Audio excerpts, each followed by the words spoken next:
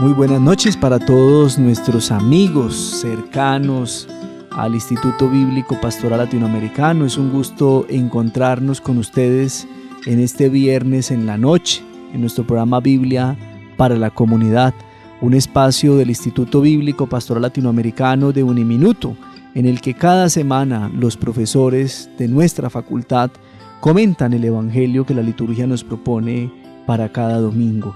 Un saludo para todos los que ya se encuentran en casa, listos para sacar su Biblia, su libreta, su esfero, tomar las notas o los aportes que los profesores que comentan el Evangelio hacen para todos nosotros.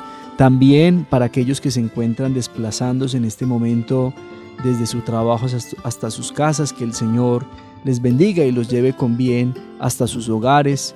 Un saludo también a nuestros estudiantes del programa de Ciencias Bíblicas y los graduados del programa que siguen también nuestro programa semana a semana, a nuestros profesores y a todo el equipo de la Facultad de Estudios Bíblicos, Pastorales y de Espiritualidad que se conectan a este espacio de Biblia para la Comunidad. Saludamos también aquí en estudio a el profesor Héctor Hernán Molano, profesor del Instituto Bíblico, y quien es nuestro invitado esta noche. Profesor Héctor, ¿cómo se encuentra? Sí, gracias, profe John. Muchas gracias por la invitación. Me encuentro muy bien, complacido de este nuevo tiempo en el cual vamos a poder estudiar la palabra de Dios para que ustedes puedan profundizar al respecto y puedan meditar en ella y pues podamos crecer en este conocimiento de Dios. Gracias por la invitación nuevamente. Gracias a usted, profe Héctor, por aceptar la invitación y por acompañarnos en este programa, por preparar este comentario con toda la calidad y la exigencia del caso para que nuestros oyentes se lleven siempre lo mejor de la palabra del Señor. Nos encontramos entonces este 11º domingo del tiempo ordinario con un texto interesante, con dividido, estructurado como en 3 momentos, que con toda seguridad sacaremos el mayor provecho.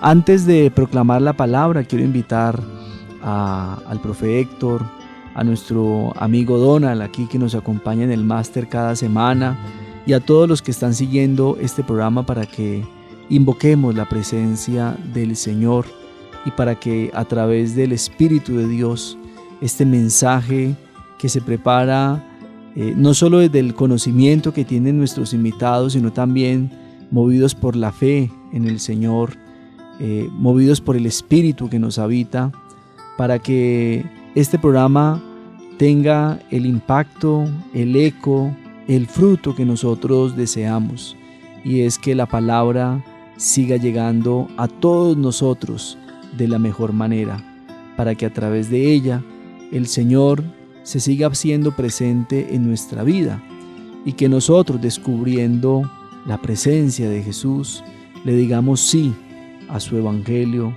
le digamos sí a su llamado y sigamos compartiendo con otros esta buena nueva de salvación. Amén. Amén.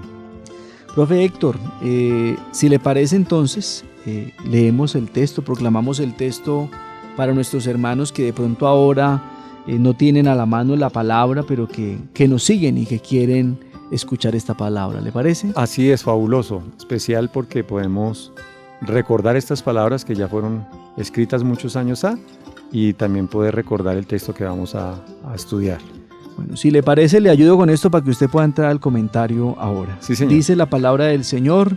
Recuerden, 11º domingo del tiempo ordinario, Evangelio de Mateo, capítulo 9, 36 al 10, 8.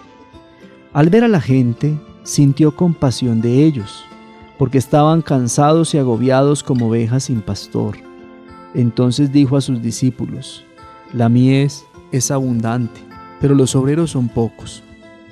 Rueguen por tanto al dueño de la mies que envíe obreros a su mies. Jesús llamó a sus 12 discípulos y les dio poder para expulsar espíritus inmundos y para curar toda clase de enfermedades y dolencias. Los nombres de los 12 apóstoles son: primero Simón, llamado Pedro, y su hermano Andrés; luego Santiago, el hijo de Zebedeo, y su hermano Juan; Felipe y Bartolomé; Tomás y Mateo, el publicano; Santiago, el hijo de Alfeo, y Tadeo; Simón el cananeo y Judas Iscariote, el que lo entregó. A estos 12 los envió Jesús con las siguientes instrucciones: no vayan a regiones de paganos, ni entren en los pueblos de Samaria. Vayan más bien a las ovejas perdidas del pueblo de Israel. Vayan anunciando que está llegando el reino de los cielos. Curen a los enfermos, resuciten a los muertos, limpien a los leprosos, expulsen a los demonios. Gratis lo recibieron, denlo gratis. Palabra del Señor. Amén. Así bueno, es. profe, ¿cómo nos acercamos a este texto que pareciera como que tiene varias partes en una sola? Así es, profe John. Pues he tomado la decisión de hacer una división de las ideas que acompañan este texto. 3 partes que nos ayudan de pronto a entenderlo de una manera de pronto más fácil, que puede ayudarle a usted a entender, amado escucha, este texto. Entonces, la primera parte la he llamado la compasión y necesidad, que vamos a ver de qué trata y qué es lo que sucede en este momento. La segunda parte es lo que tiene que ver con la elección exactamente de los 12, como está mencionado allí en el texto. Y la tercera parte, la labor o la obra, lo que tienen que hacer ellos. Creo que estas 3 partes son pertinentes y nos ayudan a poder entender y comprender un poquito mejor lo que vamos a desarrollar. La primera parte, que trata de la compasión y necesidad. Aquí hay varias cosas interesantes, amados radioescuchas. Esta expresión de tuvo compasión que está allí, Jesús recorría todas las ciudades y enseñándoles, dice que tuvo compasión de ellos al ver a la multitud. Pues esta es una expresión muy, pero muy típica de Mateo y de Lucas. Y generalmente Mateo aparece esta expresión cuando mira a las multitudes. Y esta compasión que Jesús tiene es porque Él se siente identificado o se identifica con los problemas de la multitud. Entonces, al ver las dificultades de la multitud, siente compasión. Entonces, para poder entender las dificultades de la multitud, es importante recordar lo que había pasado antes. Estamos hablando de Mateo capítulo 9. Ustedes recordarán que desde Mateo capítulo 5, el evangelista nos ha dicho que ellos estaban en el monte de las bienaventuranzas, escucharon las bienaventuranzas, que ya sabían el camino o las condiciones para ser el discípulo de Jesús. Sin embargo, cuando usted lee el texto y empieza a leer lo que el evangelista nos quiere transmitir, empezamos a ver a personas que empiezan a aparecer personas que tienen enfermedades, que tienen problemas. O sea, cuando bajan del monte de las bienaventuranzas, empiezan a encontrar personas con enfermedades. En el capítulo 8, versículo 1, aparece un leproso. Y entonces ahí viene, usted lo puede leer ahí la curación de un leproso. Entonces, vienen de saber cómo son las condiciones de las personas que pertenezcan a este grupo de creyentes, las bienaventuranzas, bienaventurado de tal y tal, porque de ellos es el reino de los cielos. Pero cuando bajan del monte, Jesús empieza a ver las dificultades del ser humano. Entonces, una de las dificultades es la enfermedad. Empieza a ver un leproso en 8.1. En 8.5 viene el siervo del centurión, que también está enfermo. En el 8.14 viene la suegra de Pedro, la curación de la suegra de Pedro. Dense cuenta que son enfermedad tras enfermedad tras enfermedad, diversas cosas que impiden seguir a Jesús. Luego está el despedir a los padres en los entierros, los muertos, etc. En el capítulo 9, el versículo 2, usted encuentra un paralítico.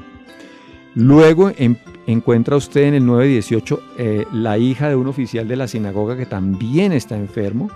Y en el 9:20 aparece una mujer con flujo de sangre. Observen ustedes que desde que bajan del monte de las bienaventuranzas, Jesús empieza a encontrar con personas enfermas, leprosos, personas que están al borde de morir, la suegra de Pedro con una enfermedad, el paralítico, la hija del oficial de la sinagoga, la mujer con flujo de sangre. Y en el 9:27 está también los ciegos, los que no veían.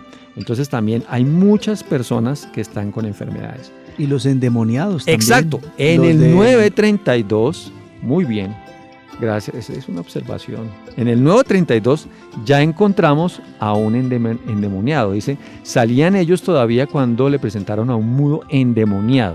Observen ustedes que aquí aparece la enfermedad y la posesión. Entonces, aquí aparece como una acción demoníaca que puede estar causando una enfermedad. Por eso lo está ligando, ¿sí?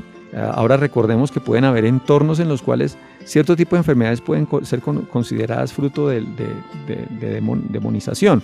El texto bíblico nos quiere dar a recalcar eso, y de hecho cuando vayamos a ver la parte de la elección veremos que Dios da poder sobre esto. Entonces viene expresado esto, todas las enfermedades. Ojo que en el 8:28 también teníamos otro endemoniado, el endemoniado gadareno. Entonces tenemos en el 8:28 el endemoniado gadareno y en el 9:27 tenemos el mudo endemoniado. Y en los otros pasajes que les acabo de nombrar tenemos un leproso, el siervo del centurión, la suegra de Pedro, el paralítico, la hija del oficial de la sinagoga y la mujer con flujo de sangre. Entonces tenemos personas con enfermedad y personas demonizadas. Entonces es importante recalcar la incredulidad de los discípulos también. La incredulidad de los discípulos cuando están en medio del mar de Galilea. Que todo este tipo de cosas, por eso es la compasión, todo este tipo de cosas mueve a Jesús a la compasión. Jesús ve los impedimentos que tiene la gente normalmente para seguir el reino. Se siente con tristeza. ¿Por qué? Porque se da cuenta que el ser humano está sujeto al dolor, a la enfermedad. Está sujeto a la duda, como les decía en 8:24, nos da la duda de cuando los discípulos están en la barca y ellos dicen, pero ¿esto qué está pasando? Vamos a hundir. Entonces viene la duda y en tercer lugar el sujeto que estamos sujetos a la acción demoníaca. Entonces estas tres cosas se pueden ver desde la bajada del monte de las bienaventuranzas. Primera cosa, el ser humano sujeto al dolor de la enfermedad. Segunda cosa, el ser humano sujeto a la duda, al no ver resultados. Y tercera cosa, el hombre está sujeto a la acción demoníaca. Entonces Jesús dice, uy, tremendo esto. Con razón sintió compasión. Exactamente, o sea, es que duro. ver el dolor. Exacto, dijo, no, esto es muy duro. Esto es muy duro. Esto es muy duro porque precisamente es lo que nos pasa cuando estamos frente a una dificultad, y seguramente usted, querido Radio Escucha, puede estar en una dificultad de salud muy fuerte. Quiero decirle que Jesús en este momento está sintiendo compasión por usted. Eso es muy interesante. No, que es que yo dudo porque las cosas no me salen. Jesús está sintiendo compasión por usted. Jesús está sintiendo compasión por usted. Entonces, ante este panorama, la multitud, dice el texto, está sin pastor. O sea, este también es otro texto. Dice ahí en el 16, dice, al ver a la muchedumbre sintió compasión de ella porque estaban vejados y abatidos como ovejas que no tienen pastor. Y entonces acá es una figura, además de esa compasión que siente por estas tres cosas, viene la figura del pastor, ¿cierto? Que es una figura netamente del Antiguo Testamento. Es una figura netamente del Antiguo Testamento que está pues enmarcada en muchos textos, ¿sí? Podemos seguramente recordar en nuestra mente el Salmo 23, que es el Señor es mi pastor y nada me faltará, en lugares de delicados pastos me hará descansar, junto a aguas de reposo me pastoreará, confortará mi alma. Todo este texto que para los judíos, porque a veces uno lo toma muy personal, pero ese texto es un texto comunitario, es un texto donde ellos ven que Dios los guió por el desierto y los metió en la tierra prometida y los seguirá pastoreando en esa tierra. Entonces digamos que la visión del pastor como guía del pueblo es supremamente importante en el Antiguo Testamento, porque ellos van a sentir que alguien los está guiando, ellos y nosotros vamos a sentir que alguien nos está guiando, alguien está diciendo, bueno, este es el camino por el cual debe seguir, usted debe seguir por este camino y no por ese. Esta figura también aparece en el Antiguo Testamento como una figura mesiánica, la figura del pastor. Podemos leerlo en Primer Libro de Reyes 22:17. Primer Libro de Reyes 22:17 lo voy a buscar rápidamente porque sí me gustaría que lo miráramos para entender Dice, entonces él dijo, yo vi a todo Israel esparcido por los montes como ovejas que no tienen pastor. Y el Señor dijo, estos no tienen señor, vuélvase cada uno a su casa en paz. Entonces esto es que estaba buscando como liderazgo, se estaba buscando liderazgo. Y esta figura del pastor también es vista como el Mesías esperado. En Mateo capítulo 2, versículo 6,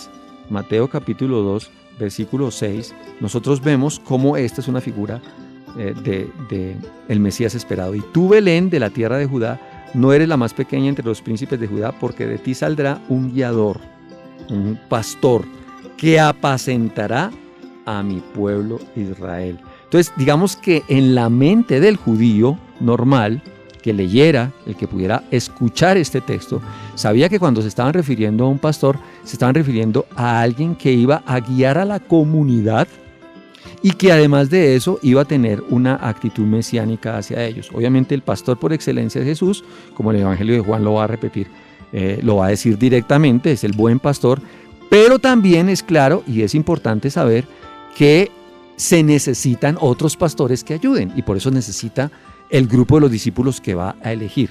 Entonces la multitud anda en estos problemas de la enfermedad, de las posesiones demoníacas y de la incredulidad, andan como ovejas sin pastor y necesitan alguien que los guíe.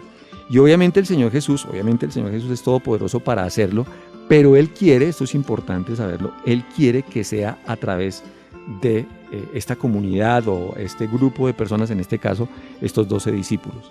Quisiera leer lo que hace un buen pastor. En Ezequiel capítulo 34, versículo 15, nos habla de lo que hace un buen pastor. Dice, yo apacentaré mis ovejas y yo les daré aprisco, dice el Señor. Yo buscaré la perdida y haré volver al redil la descarriada.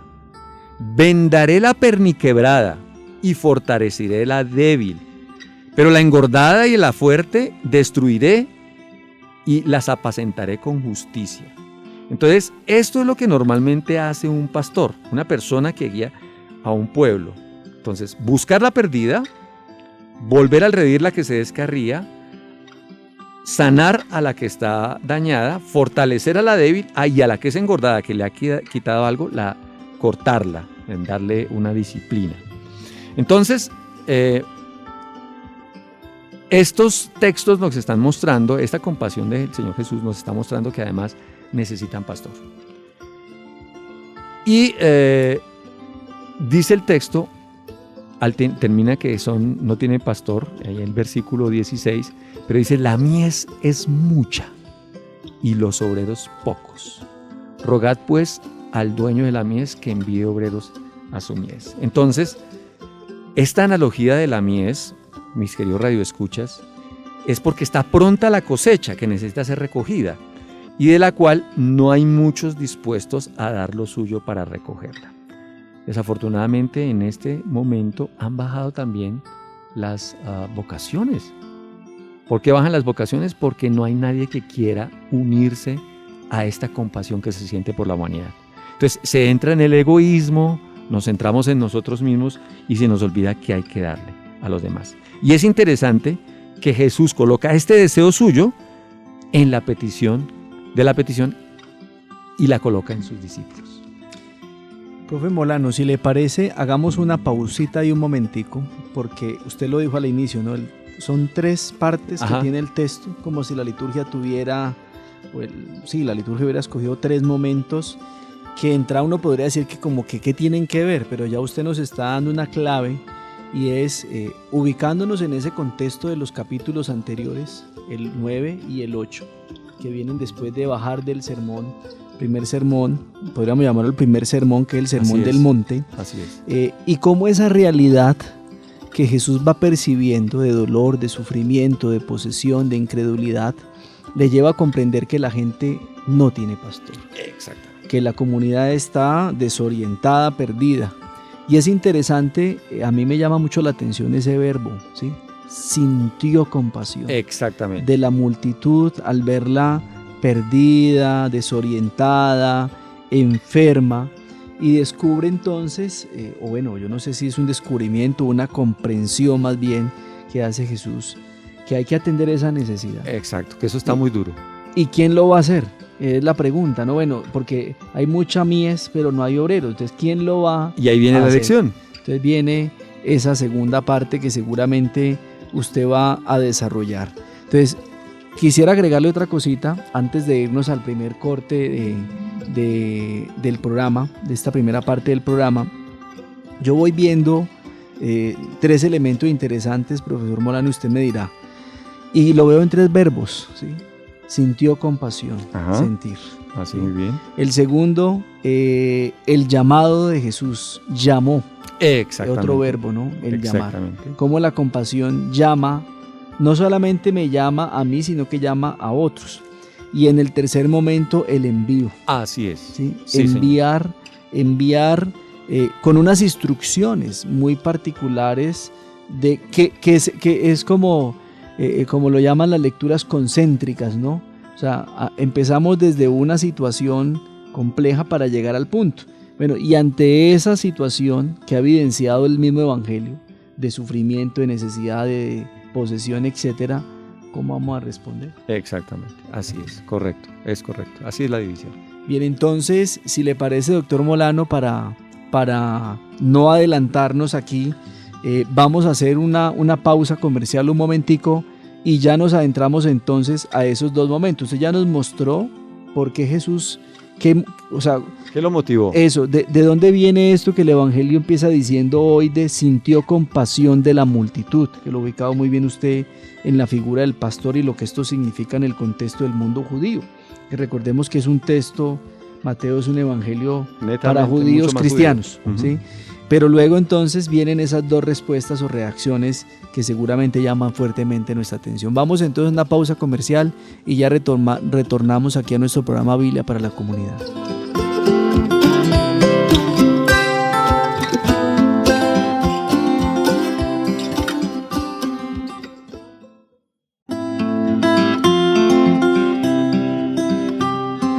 De nuevo en nuestro programa Biblia para la Comunidad, recordarles que estamos comentando con nuestro invitado especial, el profesor Héctor Hernán Molano del Instituto Bíblico Pastoral Latinoamericano, el Evangelio de este domingo 11º del tiempo ordinario, Mateo 9, versículos 36 al 18. Un texto que, como lo indicaba el profe Molano en la primera parte, se divide en 3 partes, o lo podríamos organizar en 3 partes, en los que él ve 3 acciones, o 3 momentos claves para una comprensión del texto, la compasión y la necesidad que Jesús ve en la comunidad a la que está observando desde el capítulo 8, un segundo momento que lo denomina la llamada y la elección, y un tercer momento que es la tarea encomendada, la labor que tiene que hacer el discípulo o el pastor, en este caso, según nos lo indicó el profe Molano, el que asume ese rol de pastor dentro de la comunidad. Si le parece, entonces vamos a la segunda parte de este texto, profe Molano, ya ubicándonos en el capítulo 10:1. Así es, mis queridos radioescuchas y profe John, sí, exactamente. Entonces vamos para cumplir este deseo que tiene, que es un deseo que lo lleva, un deseo que tiene el pueblo de tener una guía, el Señor elige a 12. Y es muy, muy interesante que toma a estos 12 discípulos, en algunos pasajes, en algunas Biblias dice 12 apóstoles, ¿sí? Dice 12 apóstoles. Muchas Biblias dice apóstoles. Y es un texto, es un adjetivo rarísimo en los evangelios.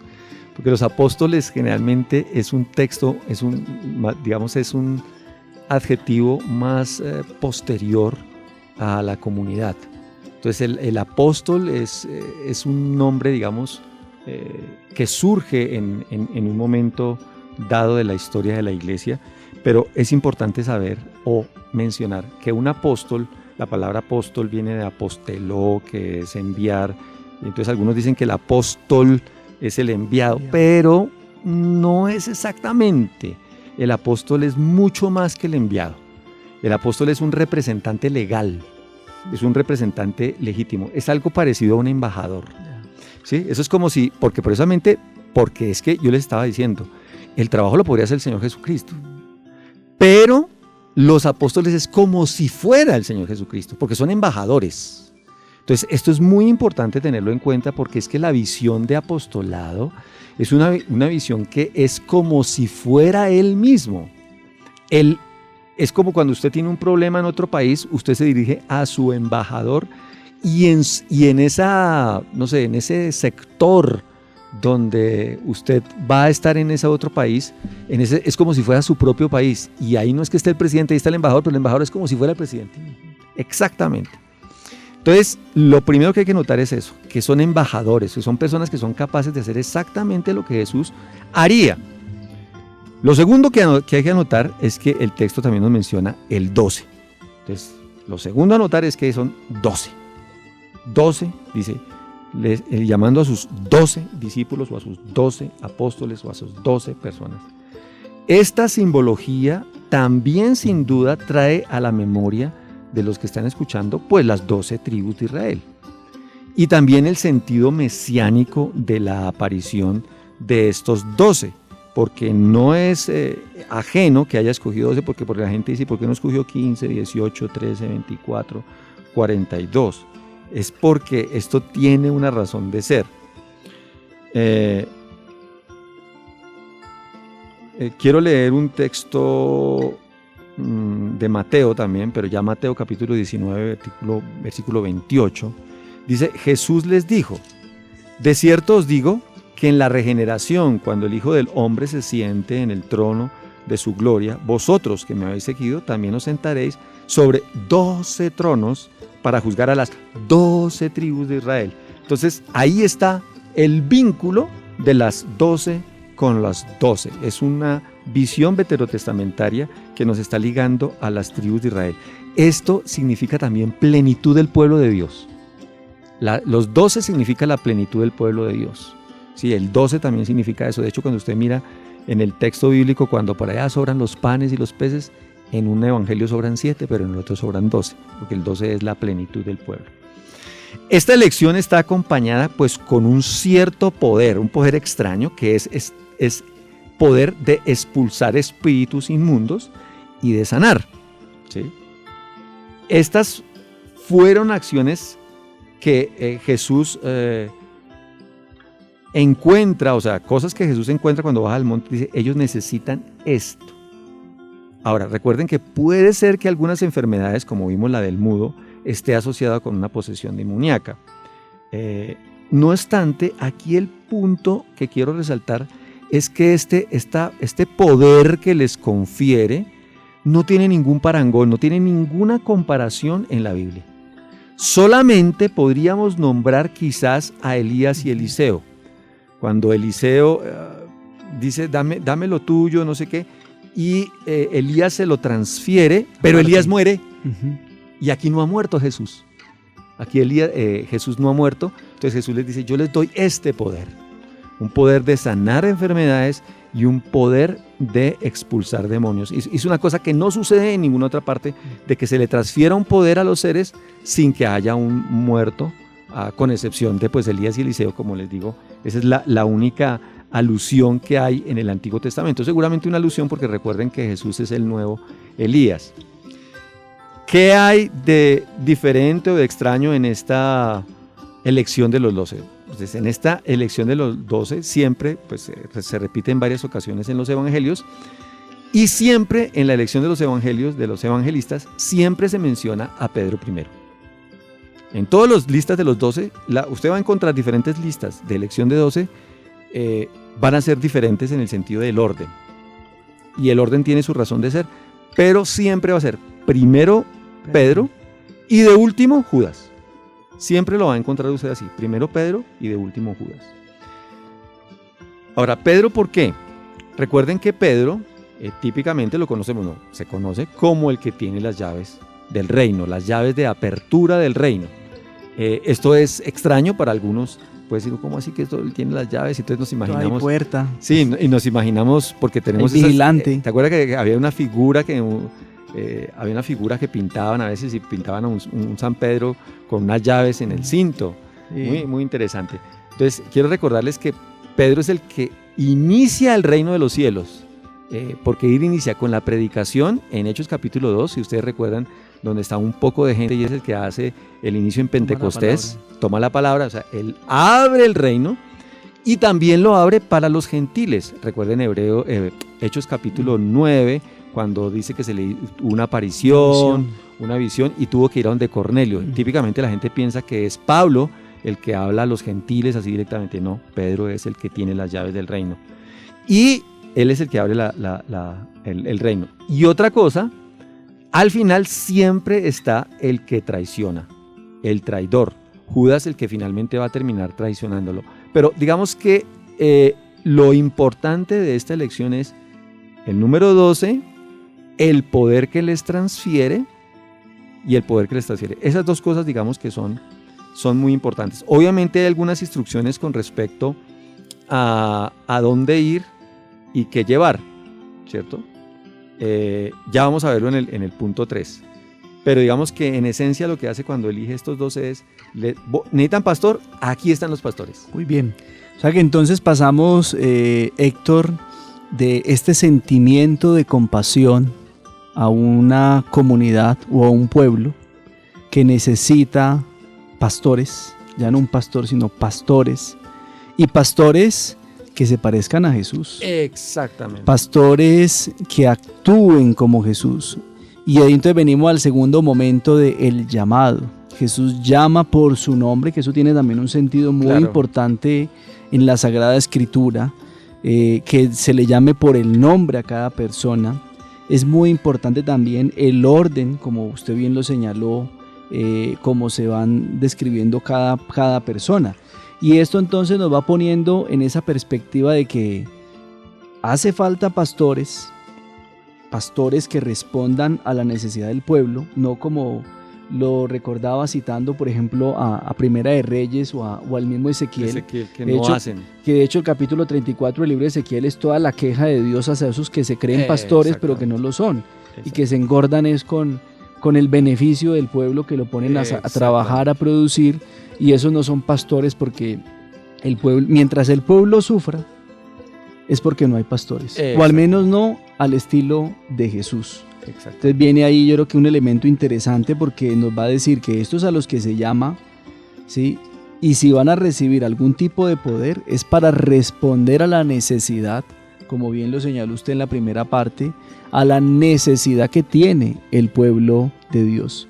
Solo quienes se comporten de esa manera, pues estarán respondiendo realmente con autenticidad a lo que Jesús ha pedido y que también lo que Dios quiere. Yo creo que hay dos elementos claves, Héctor, que nos van ubicando en esa perspectiva del pastoreo, ¿sí? Luego veremos el próximo domingo el tema de la misión y demás, pero por ahora en lo que configura a un verdadero pastor. Sí, y entonces ya en la última parte de este texto, cuando les dice curar enfermos, resucitar muertos, ir a proclamar el reino primero, ¿no? Ir a proclamar el reino. Bueno, ya les voy a volver a leer esta parte, que es la tercera parte. No toméis camino de gentiles, ni entréis en ciudades samaritanos, dirigidos más bien a las ovejas perdidas de la casa de Israel, proclamar el evangelio del reino, curar. Entonces voy a hablar de esta tercera parte, que es ya la labor en sí, antes de que seguramente en el siguiente domingo ustedes van a escuchar. Pero lo primero, esta labor es primero llevar la liberación por medio del poder que se les dio, ¿sí? Vayan, y este es el poder que les dio. Vayan al pueblo, un pueblo que tenía conocimiento de él. Vayan a las ovejas perdidas de la casa de Israel. ¿Qué pasaba? Las primeras personas que necesitaban este entendimiento, que necesitaban ser curadas, son las personas que están cegadas en su entendimiento, cegadas en que no pueden entender, las ovejas perdidas de la casa de Israel. Esto se puede ver por allá en Isaías 53:6, Todos nosotros nos descarriamos como ovejas, cada cual se apartó por su camino, mas el Señor cargó en él el pecado de todos nosotros. O sea, nos apartamos del camino de Dios y ahí tiene que entrar Dios a intervenir a nosotros. Por eso vayan primero a las ovejas perdidas de la casa de Israel. Este mensaje, que es el reino de los cielos, también quiero decirles, reino de los cielos no aparece en ningún otro de los evangelios, solamente en Mateo, solamente aparece en Mateo. Puede que haya unos sinónimos en otros evangelios, pero acá es reino de los cielos. El reino implica, ¿qué implica reino? ¿Qué le viene a usted a la mente cuando dice reino? El reino es que hay un rey, hay un soberano y unos súbditos, ¿sí? Entonces, el primer paso para ser parte de este reino, ir a proclamar el reino de los cielos, un reino, entonces es que la gente pueda arrepentirse para que no siga sufriendo. ¿Cómo así arrepentirse para que no siga sufriendo? Sí, porque muchos de los sufrimientos hacen parte de estar en un reino inadecuado. Recuerden que el Señor Jesús también dice, vengan y tomen de mí mi yugo es ligero, que ligera es mi carga, pero es un yugo. ¿Por qué es un yugo? Porque es un rey. Porque es un rey que tiene súbditos. El reino está cerca, Jesús dice en Mateo, el reino se ha acercado. Implica que Jesús está como rey en medio nuestro. Y Jesús hace cognoscible ese reino de Dios en la tierra. Por eso nosotros tenemos esa petición típica en el Padre Nuestro. Venga a nosotros tu reino. O sea, cuando usted está diciendo venga a nosotros tu reino, usted está queriendo decir yo quiero ser súbdito tuyo. Súbdito, sí, suena fuerte. Uy, profesor, esa palabra está fuerte. Sí, pero es que si usted quiere ser parte de este reino, quiere recibir, usted necesita ser pastoreado. Mire lo que pasa. Pastoreado en medio de la enfermedad, pastoreado en medio de estas dificultades, pastoreado en medio de la duda, usted necesita ser pastoreado. Y la única manera de ser pastoreado es que usted sobreponga sus deseos de hacer las cosas a su manera y pueda entender que necesita un soberano. Entonces esta es una petición típica del Padre Nuestro. Así pues, la predicación apostólica invita a la casa de Israel a reconocer ese rey y que se arrepientan de su incredulidad. Por eso les dice, venga y vaya y predique a las ovejas perdidas de la casa de Israel. Las otras obras que les manda es, vayan y sanen y echen demonios. Eso de sanar y echar demonios eso iba a mostrar cómo el reino estaba ya en medio de ellos. O sea, para este momento ese sería el respaldo de que ese reino ya estaba con ellos. Y eso ustedes lo pueden comparar también en Mateo, por ejemplo, en Mateo capítulo 9, versículo 6. Mateo 9, 6, cuando está allí el paralítico, le dice, pues para que sepáis que el Hijo del Hombre tiene en la tierra poder para perdonar pecados, dice entonces al paralítico, levántate, toma tu camilla y vete a tu casa. Observen que le da la sanidad de pecado, la sanidad pues sí, le perdona los pecados, pero como un respaldo le permite la sanidad física. Entonces, ¿qué es lo que pasa? Uno tiene que entender que estas sanidades físicas que los apóstoles también van a hacer, a realizar, son acciones que Dios va a permitir para testificar que ese reino está ahí. O sea, esto se conoce como la irrupción del eón eterno en el eón terrestre. O sea, entra la eternidad a irrumpir fuertemente en la temporalidad y de esa manera, en ese choque, para que se respalde las acciones de este reino de los cielos, Dios le da poder sobre lo físico, que es lo que encontramos también el Señor Jesús haciendo poder sobre lo físico. Entonces, les da este poder. Además, invita a que los discípulos no tengan temor de la provisión, ¿cierto? Que ese es el otro temor. Bueno, listo, les dice, vamos a ser pastores, nos vamos a dedicar a esto. Sí, ¿qué vamos a vivir? ¿Y qué vamos a vivir? Y venga, y no tenemos que ir a cultivar y el pescado y bueno, ¿cómo hacemos? Cobrar los impuestos. ¿Y cómo vamos a pagar para pagar impuestos? ¿Y cómo vamos a hacer para transitar? Recuerden que inclusive en esa época había impuesto por las carretas, la cantidad de ruedas que tenía una carreta había que pagar diferente. Como el peaje hoy. Como el peaje hoy, exactamente. Entonces les dice, no tengan temor de la prohibición, porque esta va a llegar, va a llegar. Algo que ya había indicado antes por allá en Mateo capítulo 6, versículo 26, vuelve y lo menciona. 6:26 dice, mirad las aves del cielo, no siembran, no cosechan, no recogen en graneros, y vuestro Padre Celestial las alimenta. ¿No valéis vosotros más que ellas? Entonces les dice, no vayan a tener ustedes temor. Y también puede ser una alusión aunque la provisión puede ser pequeña, en un momento dado puede darse cuenta que la provisión es pequeña, pero que esa provisión va a ser, va a ser ampliada, va a ser prosperada. Y en este caso hay que ver las provisiones de Elías y Eliseo, nuevamente las visiones de Elías y Eliseo, cuando por allá va Eliseo ante una viuda y que no tenía sino un poquito, y eso se le aumenta. Entonces, digamos que lo que les está diciendo Jesús es, ustedes deben recordar cómo había un profeta allá en la antigüedad, Elías y Eliseo, que tampoco tenían. De hecho, a uno lo alimentaron los cuervos. Entonces dijo, ese no debe ser un problema, desde que usted esté haciendo lo que le corresponde. ¿Qué debe hacer lo que le corresponde? Vaya y lleve el reino de los cielos, proclame el reino de los cielos a las ovejas perdidas, lleve sanidad, lleve expulsión de demonios, y no se procuren alforja para el camino, 2 túnicas, ni sandalia, ni bastón. ¿Por qué? Dice, porque el obrero merece su sustento. De alguna manera llegará eso que también les daba angustia, pues que ellos sabían que...